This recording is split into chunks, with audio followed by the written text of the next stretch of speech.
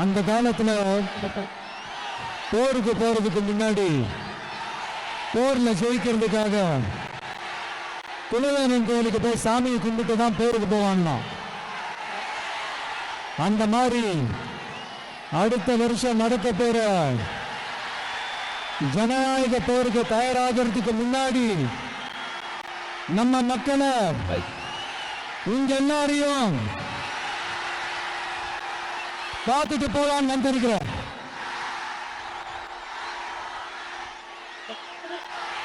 ஒரு சில மண்ணை தொட்டா ரொம்ப நல்லது, சில நல்ல காரியங்களை இந்த இடத்துல இருந்து தொடங்கினா நல்லதுன்ட்டு இந்த பெரியவங்கெல்லாம் சொல்லி நம்ம கேள்விப்பட்டிருப்போம் இல்லையா?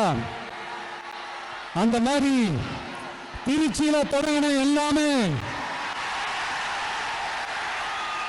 திருப்பமுனையா அமைன்னு சொல்லுவாங்க.